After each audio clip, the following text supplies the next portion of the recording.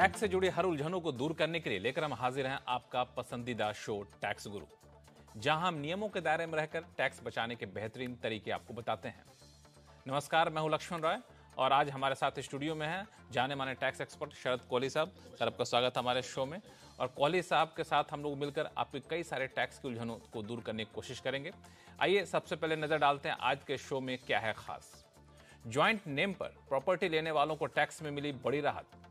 अगर आपके पोर्टफोलियो में किसी शेयर की ट्रेडिंग हो गई है बंद, तो लॉस क्लेम करने का क्या है तरीका।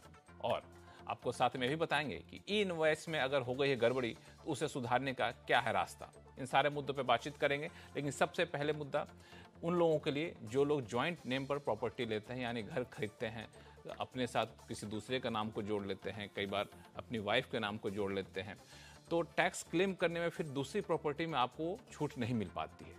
लेकिन अभी अभी हाल में एक फैसला है Mumbai income tax appellate tribunal का, उसने एक बड़ी राहत दिया ऐसे टैक्स पेयर्स के लिए। वो राहत क्या है और किस तरह से आप इस फैसले का फायदा उठा सकते हैं, ये जानेंगे कोहली साहब से। कोहली साहब, सबसे पहले तो ये फैसला क्या है ट्रिब्यूनल का जो आम लोगों के लिए काफी हितकारी लग रहा है?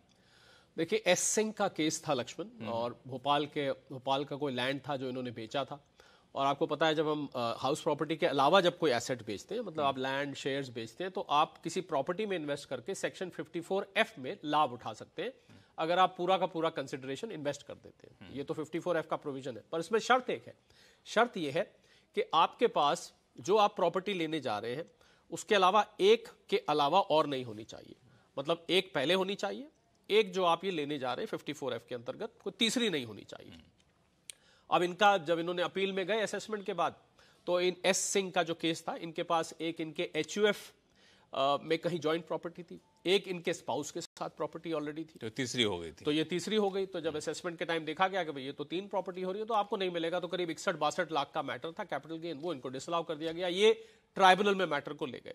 ट्राइब्यूनल ने बड़ा अच्छा एक जजमेंट सुनाया कि क्योंकि इस पे कुछ मिक्स्ड केसेस थे, कहीं पर दाएं डिसीजन था, कहीं पर बाएं था, मतलब ग्रे एरिया था कानून, थोड़ा ग्रे एरिया। तो ट्रिब्यूनल ने बहुत अच्छी ऑब्जर्वेशन करी कि सुप्रीम कोर्ट की भी रूलिंग है कि अगर दो तरफ फैसले आ रहे हैं तो ऐसे में टैक्स पेयर के फेवर में जाना चाहिए। तो निर्णय यह लिया गया कि अगर जॉइंट होल्डिंग में आपने एक से ज्यादा प्रॉपर्टी भी रखी हुई है तो भी आपको 54F का जो बेनिफिट है वो डिनाई नहीं किया जा सकता है। ध्यान देने वाली बात है। तो इसका मतलब जो इनके पास 2 जॉइंट ओनरशिप की प्रॉपर्टी थी और तीसरी ये लेने जा रही थी, उसमें इनको बेनिफिट मिल गया। तो मैं समझता हूं जॉइंट ओनरशिप में जो प्रॉपर्टी रहते हैं, खासकर लक्ष्मण, जिसमें सिर्फ नाम डाल दिया जाता है, क्योंकि असल में उन्होंने पैसा नहीं लगाते, लेकिन नाम डाल दिया जाता है। जिससे मिला 2 चीजें आपने कही जो आप एक लाइन में बोलकर निकल गए, मिला तो उसको थोड़ा सा और एक्सप्लेन कर दीजिए कि एक तो कोई ऐसा फैसला है, कुछ फैसला टैक्स पेयर्स के हित में है, कुछ फैसला इनकम टैक्स डिपार्टमेंट के हित में है। तो ऐसी दुविधा की स्थिति में ट्रिब्यूनल का कहना है कि आपको टैक्स पेयर्स का पक्ष लेना है, जो बेनिफिट ऑफ डाउट है वो टैक्स पेयर्स के पास जाना चाहिए। जी हाँ, ट्रिब्यूनल ने सुप्रीम कोर्ट की एक पुरानी रूलिंग का हवाला दिया कि सुप्रीम कोर्ट की रूलिंग ये कहती है कि अगर ऐसा मिक्स्ड फैसला है जिसका आप जिक्र कर रहे हैं, तो इसमें टैक्स पेयर्स के हक में वो जाना चाहिए, वो बेनिफिट फिर टैक्स पेयर को मिलना चाहिए। और कुछ ऐसा ही हुआ, यानी कि 2 जॉइंट होल्डिंग प्रॉपर्टी होने के बावजूद भी इन एस सिंह को वो बेनिफिट दे दिया गया और ट्राइब्यूनल ने इसको 54F के बेनिफिट को अलाउ कर दिया। इसमें चूंकि ट्रिब्यूनल के फैसले पर कई बार हम लोग अपन दर्शकों को बताते हैं, तो एक कंफ्यूजन ये रहता है कि ट्रिब्यूनल के फैसले आने के बाद क्या वो फैसला लागू माना जाएगा या फिर इस फैसले के हिसाब से इनकम टैक्स डिपार्टमेंट को कोई नोटिफाई करना पड़ेगा रूल को, क्या नियम क्या कहता है। तीसरी चीज कि जिसके केस में फैसला आया सिर्फ वहीं लागू होगा या फिर नहीं सबके लागू होगा। देखिए, ट्राइब्यूनल हमें ये नहीं भूलना चाहिए कि जो आयकर में जो अपील का जो लेवल्स हैं, पहले असेसमेंट होता है, उसके बाद CIT अपील्स के बाद मैटर जाता है, जो सेकंड लेवल ऑफ अपील है इनकम टैक्स अपीलेट। और अगर मैटर ऑफ लॉ है तो ये हाई कोर्ट में भी जा सकता है और उसके बाद सुप्रीम कोर्ट में भी जा सकता है। तो ऐसा हम कभी नहीं कह सकते कि ट्राइब्यूनल का फैसला अंतिम है और मान्य है, क्योंकि बहुत सारे फैसले हाई कोर्ट में और उसके बाद सुप्रीम कोर्ट में भी जाते हैं।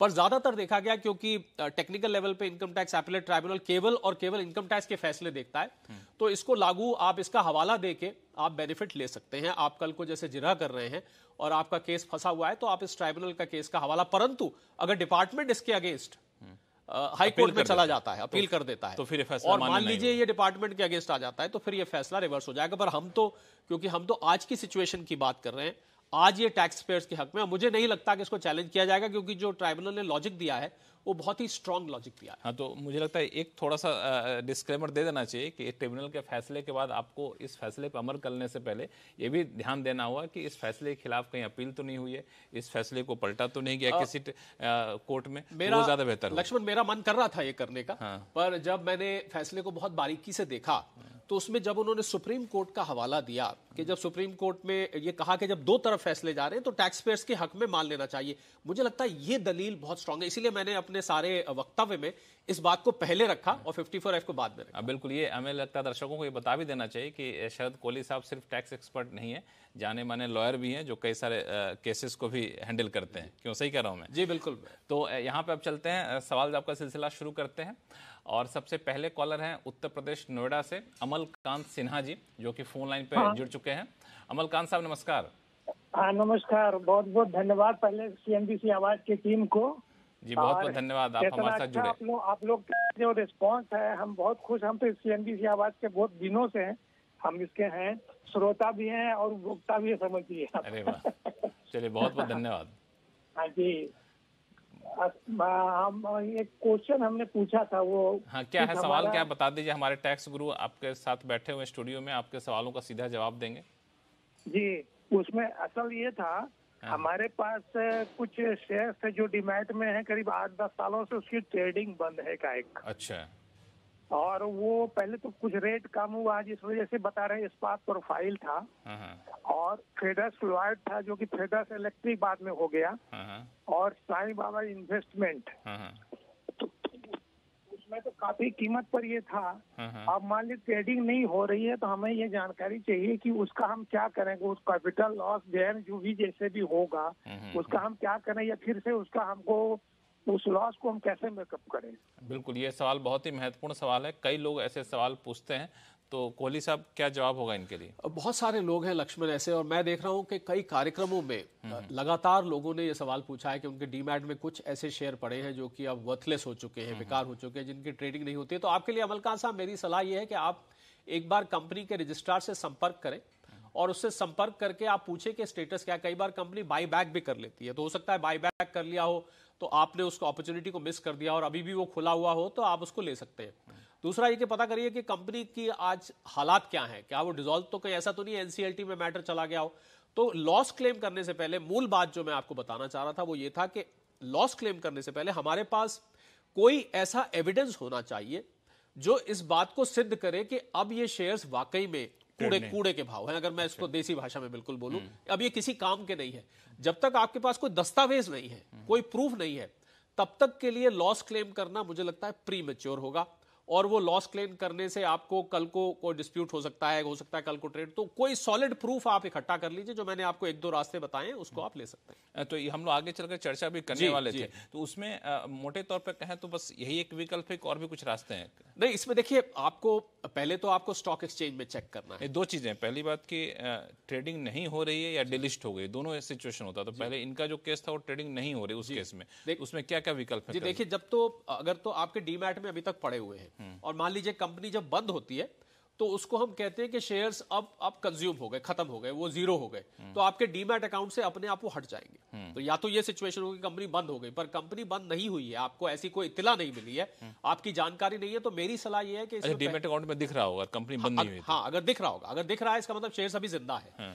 तो आपको पहले संपर्क करना चाहिए स्टॉक एक्सचेंज से। पहले आप ब्रोकर से पूछिए कि साहब वो आपसे ज्यादा जानकारी रखता है, उसके बाद आप जाइए स्टॉक एक्सचेंज के पास, स्टॉक एक्सचेंज से आप ये बात पूछिए। स्टॉक एक्सचेंज से भी आपको कुछ जानकारी नहीं मिलती, उसके बाद मेरी सलाह ये, हर कंपनी का रजिस्टर्ड ऑफिस आपके पास होता है, गूगल पे भी होता है, आप करें। उस रजिस्टर्ड ऑफिस में एक कंपनी का अपना रजिस्ट्रार होता है, उस रजिस्ट्रार से आप संपर्क करें कि कोई बाईबैक स्कीम वगैरह तो नहीं आई है जिसके जो आप मिस कर गए हो।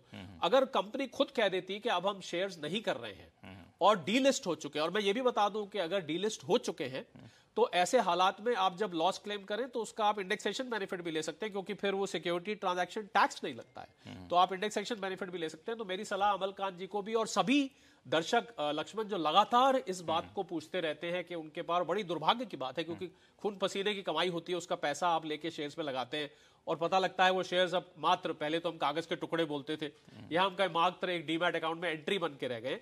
तो ऐसे में आपको अपने सेटिस्फैक्शन के लिए लॉस क्लेम करने के लिए, और बाकायदा लॉन्ग टर्म शॉर्ट टर्म आप दोनों क्लेम कर सकते हैं लक्ष्मण, ये भी है कि आप लॉन्ग टर्म अगर 1 साल से ज्यादा रखा है तो लॉन्ग टर्म, और 1 साल से पहले ही अगर आपको दिख रहा है कि ये तो भाई गायब हो गया 2-3 महीने में, 4 महीने में, तो आप शॉर्ट टर्म लॉस भी इसमें क्लेम कर सकते हैं। और इसमें आपने सही कहा कि उसमें इंडेक्सेशन का बेनिफिट भी आप ले सकते हैं। हाँ, अगर वो डीलिस्ट हो चुका है तो तब ये इंडेक्सेशन बेनिफिट आपके पास आ जाता है। कमलकांत जी, मुझे लगता है कि आपकी दुविधा दूर हो गई इसका होगी। मतलब ये है कि हमको पहले रजिस्ट्रार खोजना होगा।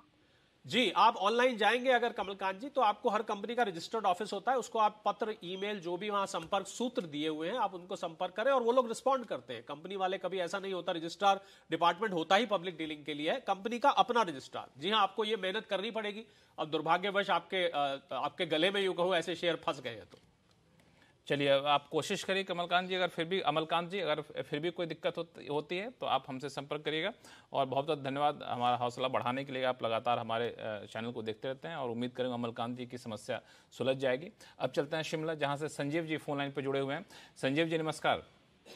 नमस्कार लक्ष्मण जी, बताएं क्या उलझन है, कैसे टैक्स गुरु आपको मदद जी को भी नमस्कार। नमस्कार संजीव। सर, मेरा क्वेश्चन है, जो ये किसी भी रिलेटिव को गिफ्ट देते हैं जी, मिनिमम 50,000 या मैक्सिमम जो भी लिमिट है इसकी जी, तो उसकी जो गिफ्ट डीड बनती है तो वो बनाना जरूरी है इनकम टैक्स की छूट लेने के लिए?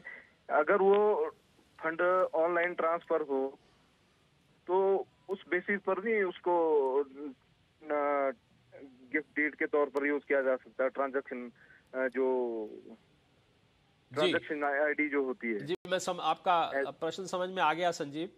देखिए, हम तो सलाह यही देते हैं कि गिफ्ट डीड होना चाहिए। और आपको पता होगा कि 50,000 से ऊपर अगर आप लेते हैं तो फिर टैक्सेबल नहीं होगा। अगर 56(2)(10) में जो रिश्तेदारों की लिस्ट दी हुई है लक्ष्मण, जिसका हम अक्सर जिक्र करते रहते हैं, जिसमें मदर, फादर, ग्रैंडफादर, चाचा, चाची, मामा, मामी, साली, साला, सलज, लंबी एक लिस्ट है, तो वहां तो गिफ्ट की कोई लिमिट नहीं है। पर अगर आप इनमें से इसके अलावा किसी व्यक्ति से ले रहे हैं तो फिर 50,000 की लिमिट है। मैं तो यही सलाह देता हूं संजीव जी के आपको एक गिफ्ट डीड बना लीजिए। और अगर गिफ्ट डीड आप नहीं भी बना रहे, आप स्टैम्प पेपर वगैरह के चक्कर में नहीं पड़ना चाहते, एक छोटा सा पत्र पुराने जमाने में लिखा करते थे हम, प्रिय मोहन, ये मैंने आपको 20,000 रुपए दिए, प्रेमवश दिए, और आपके प्रति जो मेरे भाव है उसके लिए दिए, भले ही आप वापस मत करिएगा, इसका इस्तेमाल करिएगा, आप खुश रहें, प्रसन्न रहें। इस प्रकार का एक लेटर बना के भी आप जाहिर हो कि आप गिफ्ट दे रहे हैं। हाँ, मतलब कोई दस्तावेज होना चाहिए जिससे, क्योंकि होता क्या है कि 2-3 साल बाद एंट्रीज आप ट्रैक नहीं कर पाते, और अगर कल को आयकर विभाग ने पूछा कि ये पैसे कहां से आए, तो आपके वो जो दस्तावेज होगा वो आपकी सहायता करेगा। तो चलिए संजीव जी, कंफ्यूजन दूर हो गया? हाँ जी सर, तो इसमें टैक्स में रिबेट भी ले सकते हैं लॉन्ग टर्म कैपिटल गेन में? नहीं, गिफ्ट तो वैसे आपको, जैसे मैंने बताया, रिश्तेदारों से लेते हैं तो वैसे ही टैक्सेबल नहीं है। पर कैपिटल गेन में आप गिफ्ट की फिगर को घटा बढ़ा नहीं सकते हैं। गिफ्ट एक अलग चीज है और long term capital gain, short term capital gain एक अलग चीज है। जी, चलिए, उम्मीद करते हैं कि आपकी उलझनें दूर हो गई होंगी। और फिलहाल वक्त है छोटे से ब्रेक का। ब्रेक के बाद जानेंगे होम मेकर की म्यूचुअल फंड इनकम पर क्या है टैक्स का गणित, बताएंगे छोटे से ब्रेक के बाद।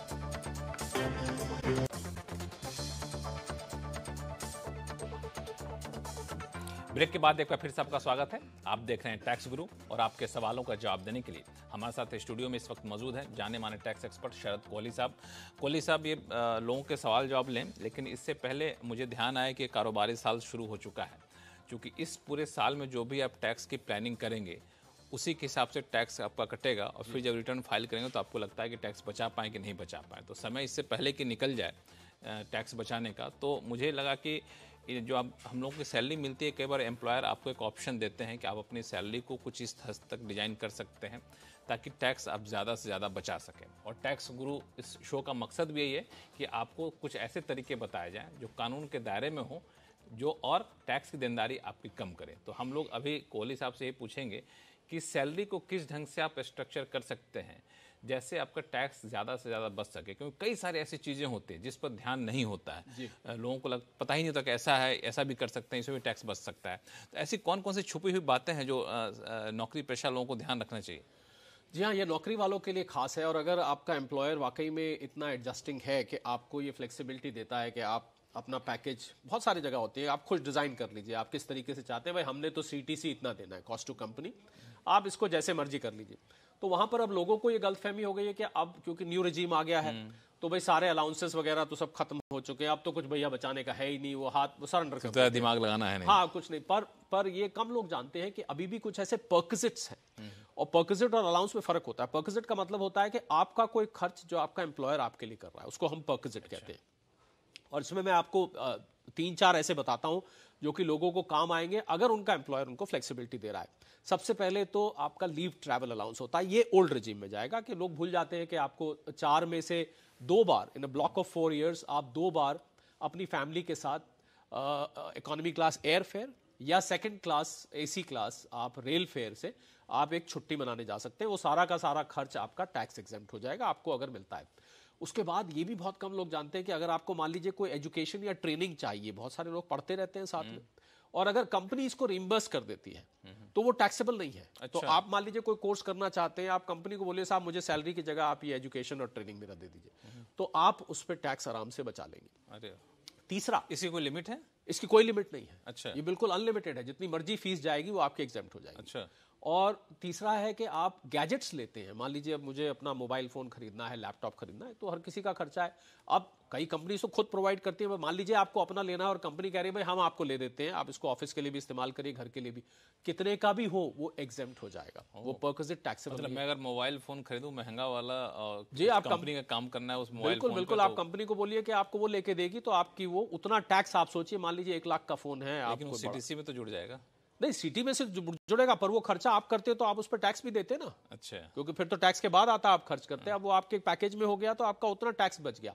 उसके ये न्यू टैक्स रिजीम में भी है, ये न्यू टैक्स पर्क्विजिट्स जो है, मैंने एलटीए कहा वो न्यू में नहीं है, जो अलाउंस है वो नहीं होता है पर पर्क्विजिट होता है। अच्छा। इसके अलावा आप और आगे जाते हैं तो आपको इसमें मील कूपन्स कुछ कंपनीज देती हैं, तो मील कूपन अगर अलाउंस की तरह मिल रहा है तो ओल्ड रिजीम में एग्जेम्प्ट है, पर अगर न्यू में मिल रहा है तो फिर टैक्सेबल हो जाएगा। अच्छा। इसके अलावा कार, मान लीजिए आप अपनी कार का इस्तेमाल कंपनी के लिए भी कर रहे हैं, अपने लिए भी कर रहे हैं, तो गाड़ी के भी मिक्स्ड यूज के जो बेनिफिट्स होते हैं उसको भी आप पर्क्विजिट फॉर्म में न्यू और ओल्ड दोनों में ले सकते हैं। ये ध्यान देने वाली बात है। और लक्ष्मण, आपका जो आपने सूट पहना है, कोट पहना है, वो देख के मुझे याद आ रहा है कि यूनिफॉर्म अलाउंस मिलता है। अच्छा। कि आप कपड़े तो आपको खरीदने, आप यूनिफॉर्म, हर कंपनी में ऐसा नहीं होता कि आपको ब्लू के साथ नीचे ग्रे पहनना है, आपको एक सूट पहनना है, ये यूनिफॉर्म हो। तो वो अगर यूनिफॉर्म अलाउंस अगर कंपनी देती है आपको, यूनिफॉर्म के पैसे रीइंबर्स कर रही है, वो भी पर्क्विजिट के रूप में टैक्सेबल नहीं होगा। तो बहुत सारे लोग इन चीज़ों को जानते नहीं है, और मैंने जब कैलकुलेट करके देखा था सैंपल, कभी मौका लगा तो हम इसकी कैलकुलेशन की बारीकियों में जाएंगे कि इसमें आप अच्छा खासा टैक्स साल का बचा सकते हैं। बिल्कुल, ये तो कई सारी चीज़ें थी, मैं भी नहीं जानता था, तो आपने बहुत सही छुपी हुई चीज़ें निकाल के लाए। और दर्शकों को कहूँगा, अगर अभी भी कारोबारी साल शुरू हुआ है, अगर एम्प्लॉयर इस बात की इजाज़त दे तो आप चाहें तो अपने सैलरी को रिस्ट्रक्चर कर सकते हैं और ज़्यादा से ज़्यादा टैक्स बचा सकते हैं, क्योंकि सरकार जब टैक्स में छूट देगी तब देगी। लेकिन आपके पास कुछ और रास्ते हैं जो एक्सक्लूसिव कह सकते हैं कि टैक्स गुरु ने आपको बताया है। अब वापस से शुरू करते हैं सवाल जवाब का सिलसिला। सबसे पहले चलते हैं उत्तराखंड, जहाँ से रमेश कुमार जी हमारे साथ फोन लाइन पर जुड़ चुके हैं। रमेश जी नमस्कार। लक्ष्मण जी नमस्कार। नमस्कार नमस्कार, कैसे हैं आप? सर मैं आपका कोई भी प्रोग्राम कभी मिस करता नहीं हूँ। क्या बात है, बहुत बहुत धन्यवाद। और बस मेरी एक शिकायत है कि ये लगभग प्रोग्राम आपका 1 घंटे का होना चाहिए, बेसिकली बहुत कम पड़ता है, आधा घंटा। अच्छा अच्छा, नहीं बिल्कुल बिल्कुल, आपके सुझाव को हम रखते हैं और इस पर हम लोग अमल करने की पूरी कोशिश करेंगे। आप उत्तराखंड के रहने वाले हैं? जी सर, जी सर। कहाँ उत्तराखंड में कहाँ के रहने वाले हैं? मैं सर उत्तरकाशी से बात कर रहा हूँ। उत्तरकाशी से, बहुत बहुत पावन धरती से आप वहाँ जुड़े हुए हमारे साथ, ये हमारा सौभाग्य भी है। बताएं क्या उलझन है, टैक्स गुरु कैसे आपकी उलझन को दूर कर सकता है? सर मेरा ये सवाल है, एक्चुअली मैं एक सैलरीड एम्प्लॉय हूँ सर, और मैं म्यूचुअल फंड्स में इन्वेस्ट करता हूँ थ्रू SIP, जिसमें मैं फर्स्ट होल्डर हूँ और वाइफ को मैंने सेकंड होल्डर उसमें बनाया हुआ है, just for the safety in case of any emergency with me sir.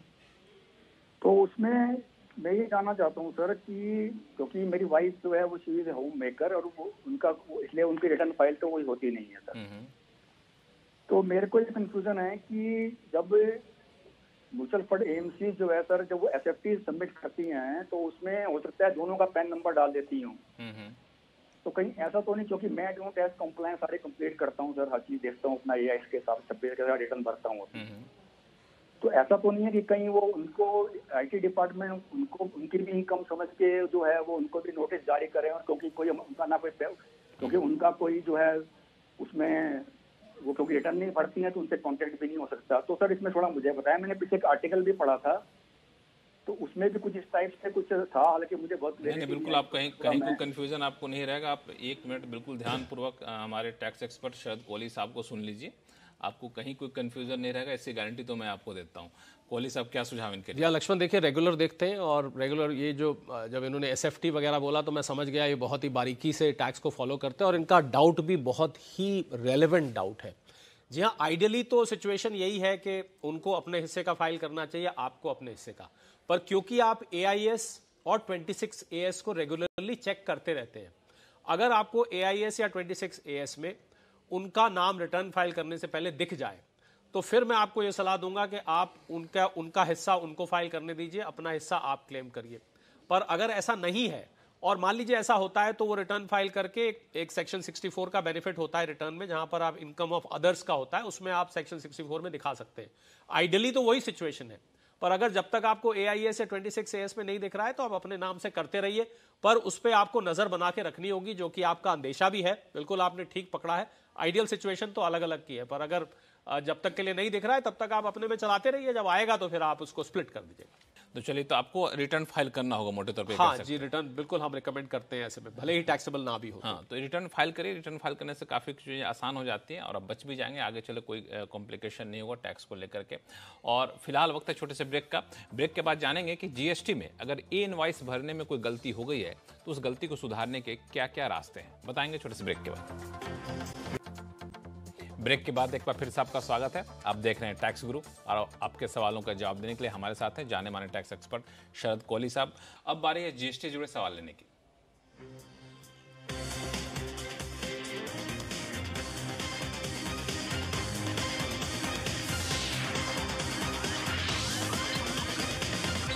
Vadodara से हमारे साथ अंकित जी फोन लाइन पर जुड़ चुके हैं। अंकित जी नमस्कार। अंकित जी, आवाज आ रही है मेरी? हाँ जी सर, बिल्कुल आ रही है। हाँ, बताएं क्या सवाल है आपके पास? सर मेरा ऑफिस इक्विपमेंट की सप्लाई का काम है सर, जैसे कंप्यूटर, लैपटॉप, प्रिंटर और ऑफिस में ही सप्लाई है मेरी। और लास्ट ईयर मेरा टर्नओवर 5 करोड़ से ज्यादा हो गया था। अच्छा। तो अब मैंने अप्रैल से E-इनवॉइस जनरेट करने शुरू तो कर दिए, लेकिन उनमें मेरे अकाउंटेंट ने गलती कर दी है जनरेट करते हुए। अच्छा। तो कोई तरीका है जिनसे मैं उनको सही कर सकूं, इनवॉइस जो गलतियां हो गई मेरे अकाउंट में? वो गलती क्या है वैसे बता सकते हैं कि नहीं? सर वो अकाउंटेंट से हुई, मैं जरा उन्होंने मेरे को टेक्निकल कुछ गलती कर दी। हाँ, क्या रास्ता इनके पास? देखिए, ये E-इनवॉइसिंग का जो सिस्टम लक्ष्मण शुरू हुआ जिसका हमने जिक्र भी किया था, तो आप इनवॉइस रजिस्ट्रेशन पोर्टल में तो अंकित ये करेक्शन नहीं कर सकते हैं।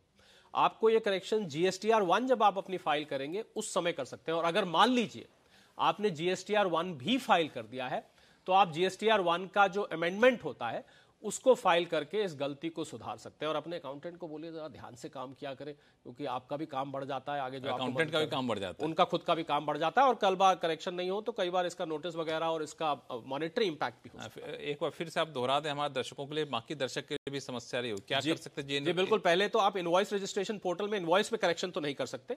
GSTR1 जब अपनी फाइल करते हैं उस फाइलिंग के टाइम आप उस मिस्टेक को ठीक कर सकते हैं। और मान लीजिए आप वो भी फाइल कर चुके हैं तो GSTR1 की एक अमेंडमेंट की फैसिलिटी है, उस अमेंडमेंट के जरिए आप GSTR1 को करेक्ट कर सकते। तो मुझे लगता है GST डिपार्टमेंट कई सारे मौके दे रहा है ऐसी गलतियां सुधारने के लिए। धीरे धीरे मैं देख रहा हूं कि इवॉल्व हो रहा है, और आपको जो जहां पर स्टबननेस थी, जहां पर था कि आप करेक्शन नहीं कर सकते, वहां फ्लेक्सिबिलिटी दिखाई देने को मिलती है। चलिए अंकित, जो उम्मीद करूंगा कि इसके जरिए, इस तरीके के जरिए आप अपनी गलती को सुधरवा सकते हैं और फिर आगे से शायद ऐसी गलती ना हो। ये भी आपके जो टैक्स अकाउंटेंट है उसका ख्याल रखेंगे।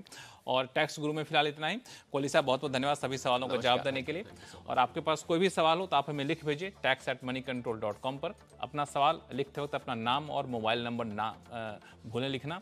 और मोबाइल नंबर लिखने से ये होगा कि हम लोग सीधा टैक्स एक्सपर्ट से आपकी बातचीत करा सकेंगे। ईमेल आईडी याद रखिए tax@moneycontrol.com। और फिलहाल के लिए दीजिए इजाजत। देखते रहिए CNBC आवाज। नमस्कार।